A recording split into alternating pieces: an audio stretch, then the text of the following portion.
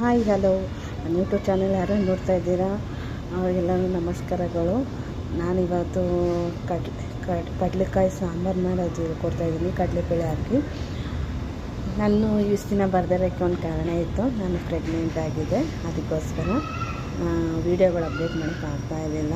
ನಮಗೆ ಸ್ವಲ್ಪ health issue ಇದ್ದಿತ್ತು. ಈಗ ಕಡಲೆಕಾಯಿ ಸಾಂಬಾರು ಹೇಗೆ ರೆಸಿಪಿ ಮಾಡೋದು ಅಂತ ಹೇಳ್ಕೊಡ್ತೀನಿ. ಎಣ್ಣೆ ಹಾಕ್ಕೊಳ್ಳಿ. ಎಣ್ಣೆ ಹಾಕ್ಕೊಂಡು ಆದ್ಮೇಲೆ ಸಾಸಿವೆ ಚಿಟಪಟ ಆಗಬೇಕು.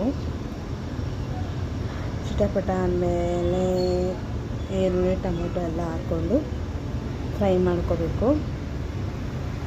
ಆಮೇಲೆ ಕಡಲೆಕಾಯಿ ಹಾಕ್ಕೋಬೇಕು. ಕಡಲೆಕಾಯಿ ಫ್ರೈ ಮಾಡ್ಕೊಬೇಕು ಚೆನ್ನಾಗಿ. ಆದರೆ ನನ್ನ ಚಾನಲ್ ಫುಲ್ಲು ವಾಚ್ ಮಾಡಿ, ಹೀಗೆ ಸಪೋರ್ಟ್ ಮಾಡಿ. ನಾನು ಇಷ್ಟು ದಿನ ಸ್ಟಾಪ್ ಮಾಡಿದ್ದಕ್ಕೆ ಒಂದು ಕಾರಣ ಇರೋದ್ರಿಂದಾಗಿ ನಾನು ಸ್ಟಾಪ್ ಮಾಡಿದ್ದೆ. ಇನ್ಮೇಲೆ ಎಲ್ಲ ವೀಡಿಯೋಸ್ ಅಪ್ಡೇಟ್ ಮಾಡ್ತೀನಿ. ಆಮೇಲೆ ನಿಮ್ಮ ಆಶೀರ್ವಾದ ಸದಾ ನಮ್ಮ ಮೇಲೆ ಇರಬೇಕು.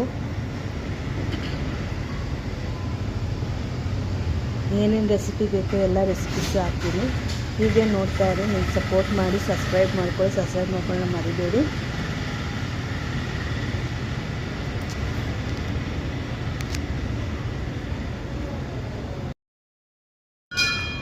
ಕಡಲೆಬೇಳೆ ಹಾಕಿ ಚೆನ್ನಾಗಿ ಫ್ರೈ ಮಾಡ್ಕೋಬೇಕು. ಅದ್ರ ಜೊತೆಗೆ ಹಾಕ್ತಾಯಿದ್ದೀನಿ. ಆಮೇಲೆ ನಾನು ಈರುಳ್ಳಿ, ಸಾಂಬಾರು ಈರುಳ್ಳಿ, ಕಾಯಿ, ತೆಂಗಿನಕಾಯಿ, ಬೆಳ್ಳುಳ್ಳಿ, ಟೊಮೊಟೊ ಹಾಕಿ ರುಬ್ಕೊಂಡಿದ್ದು, ತೆಂಗಿನಕಾಯಿ ಹಾಕಿ ಕಡಲೆಬೇಳೆ ಎಲ್ಲ ಹಾಕಿ ಇದು ಮಾಡ್ಕೊಂಡಿದ್ದೀನಿ ನೋಡಿ. ಈ ಥರ ಫ್ರೈ ಮಾಡ್ಕೊಳ್ಳಿ, ತುಂಬ ಟೇಸ್ಟ್ ಇರುತ್ತೆ. ಈ ಥರ ಮಾಡ್ಕೊಳ್ಳಿ. ಆಮೇಲೆ ರುಬ್ಬಿದ್ನಲ್ಲ ಆ ಮಸಾಲೆನ ಎತ್ತಿ ಅದರೊಳಗೆ ಹಾಕ್ಕೊಳ್ಳೋದು. ನಮ್ಗೆ ಎಷ್ಟು ಬೇಕೋ ಅಷ್ಟು ಕನ್ಸಿಸ್ಟೆನ್ಸಿ ನೀರು ಹಾಕ್ಕೊಂಡು ತೆಳ್ಳಗಾರ ಮಾಡ್ಕೊಬೋದು, ಇಲ್ಲ ಗಟ್ಟಿಗಾರ ಮಾಡ್ಕೊಬೋದು. ಚೆನ್ನಾಗಿರುತ್ತೆ ಸಾಂಬಾರು.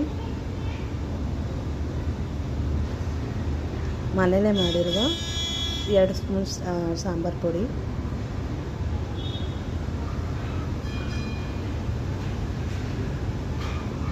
ಇದನ್ನು ತಿರುಗಿಸ್ಕೋಬೇಕು. ಆಮೇಲೆ ಉಪ್ಪು ಹಾಕಬೇಕು.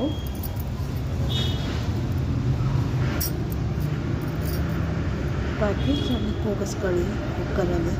ನೋಡಿ, ಸಾಂಬಾರು ರೆಸಿಪಿ ರೆಡಿ ಆಯಿತು.